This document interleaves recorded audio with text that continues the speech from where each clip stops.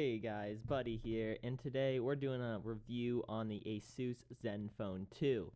Yeah, this is our quick review, or just kind of an overview. You can check out the full review in the link below.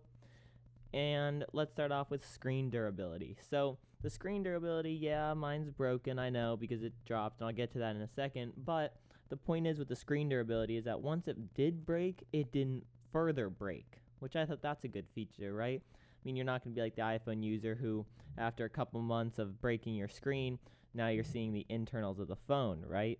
Yeah. So the screen durability, it's good that it doesn't break after it broke, but it's still bad that it broke. And we're going over the pros and cons if you were wondering. Next pro is the software. There's so much customization with this thing, and it flies through performance. It flies through daily tasks, games, and everything. You won't have a problem with that. And all the customization options are great. I love the performance, software, and everything.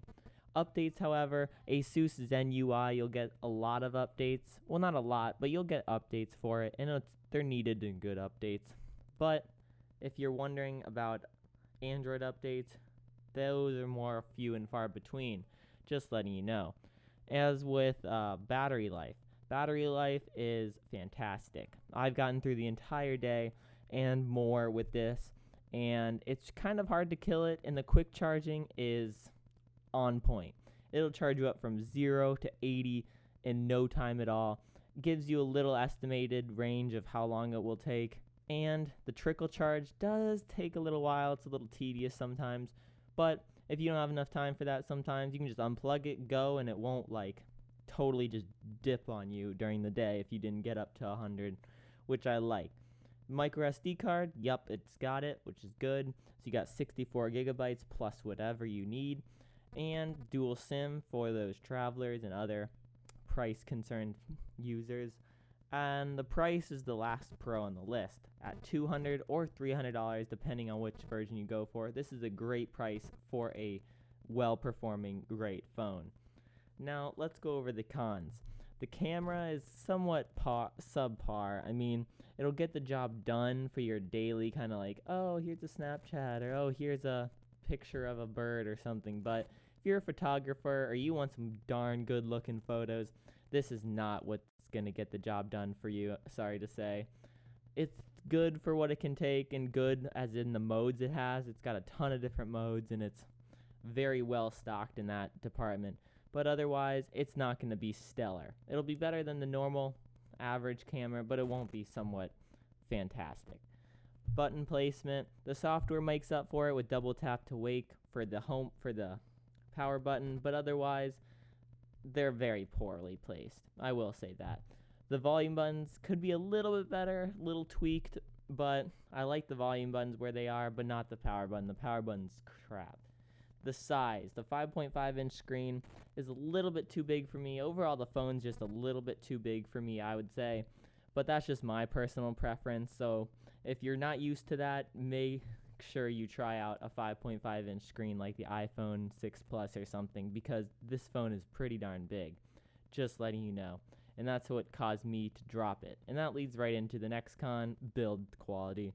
Build quality is terrible. It's very slippery without a case. That's why I bought a case for myself. The clear one works the best for me, and I like that better than having to deal with a flap on the front. But yeah, screen broke after the second drop from only like knee height even. It was poor. Back gets scratched up, front gets scratched up. It's very, very poorly built, I would say. Just letting you know. And the updates, I put this as a con as well because Android updates won't really come that soon or quickly. And then the last con is the screen, the brightness of it, that is. The screen does not get very bright at all outdoors. You'll have trouble seeing it with sunglasses on, so be aware of that. It doesn't get very bright, but you can still see it. I mean, it's not like you can't see it outdoors, you can't use it, but it's just very dim compared to other phones. And the connectivity for AT&T or T-Mobile, I mean, I tried it on T-Mobile, and the connection is okay, I guess. I wouldn't say it's great, but I wouldn't say that it's terrible. There's sometimes parts that you're like, oh my gosh, do I really have no bars? And sometimes it's yes, and sometimes it's no. And The connection's great though. The speed isn't fast. The speed is fast on connection, but it's just a matter of will I have connection. But yeah, it'll work.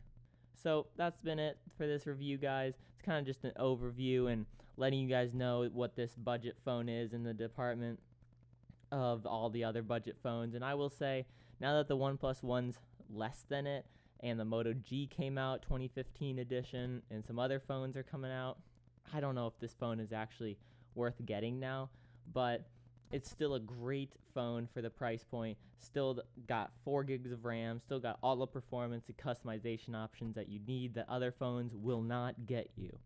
So if you want customization options, you want the good battery life, you want a kind of bigger phone that you can, I guess older people would like to see it better, and you like software tweaks, this phone would be for you, especially because at the price point, it's great. But yeah, that's been it for this review, guys. If you guys want to see more videos, support and subscribing will keep you updated on that. If you have any questions, comment down below, like if you want, and I'll see you guys in the next video. Thanks for watching.